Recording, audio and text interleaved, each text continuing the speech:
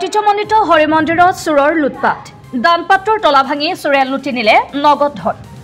চোৰৰ মৰখাহ দেখিলে হতচকিত হৈ পৰিব আপুনি এবাৰ চোৰে হাত দিলে নলবাৰীবাসীৰ প্ৰাণস্বৰূপ ঐতিহ্যমণ্ডিত শ্ৰী শ্ৰী হৰি মন্দিৰত যোৱানিশা চোৰে চলালে লুটপাট দুটাকৈ মন্দিৰৰ দানপাত্ৰৰ তলা ভাঙি চোৰে লুটি নিলে বহু পৰিমাণৰ নগদ ধন হৈছে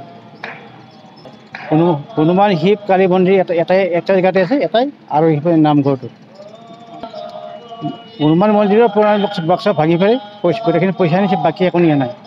আৰু শংকৰ মন্দিৰৰ পুৰণা মেইন দৰ্জা ভাঙি পুৰণা বাক্সাৰ তলা ভাঙি পইচাখিনি লৈ গৈছে বাকী একো নিয়া নাই কালি নিশাৰ ভাগত চোৰে সংঘটিত কৰে চুৰিকাণ্ড চোৰৰ দলটোৱে হৰি মন্দিৰ চৌহদত নতুনকৈ নিৰ্মাণ কৰা নামঘৰৰ দানপাত্ৰৰ তলা ভাঙি গোটেইখিনি টকা লৈ যোৱাৰ লগতে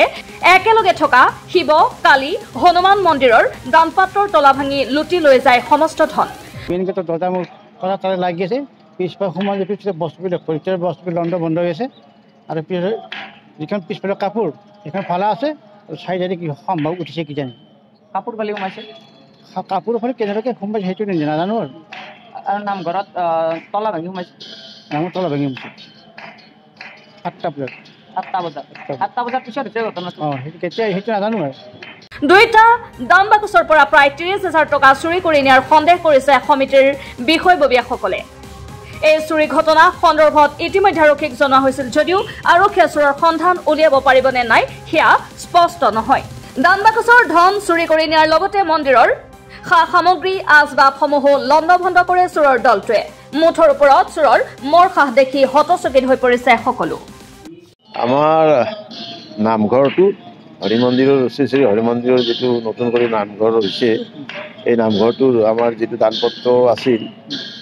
এইটো গেট ভাঙি পেলাই দানপত্ৰটো ভাঙিছে ভাঙি পেলাই তাৰ পৰা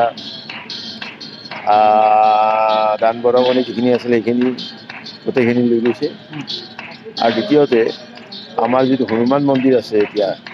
অস্থায়ীভাৱে তাত আমাৰ দানপত্ৰ আছিল ওপৰৰ গ্ৰিল ফাটি পেলাই তেওঁলোকে সোমাইছে সেইপিনে সোমাই পেলাই তাৰ দানপত্ৰৰ তলা ভাঙিছে ভাঙি পেলাই যিখিনি পইচা পাতি আছিল গোটেইখিনি লৈ উঠা হৈ গৈছে ওপৰৰ গ্ৰিল ভাঙি দিছে ভাঙি পেলাই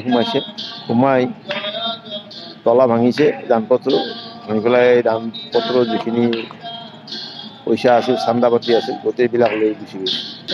গোটেইখিনি আমাৰ নামঘৰত আছিলে মানে অনুমান এটা প্ৰায় কেইবা মাহো আমি সেইটো খোলা নাছিলোঁ তাত প্ৰায় 20-25,000 টকা আছিলে আৰু আমাৰ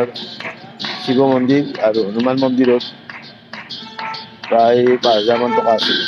এই গোটেইখিনি টকা লৈ গুচি গৈছে 30,000 মান টকা লৈ গৈছে যোৱা ৰাতি সংঘটিত হৈছে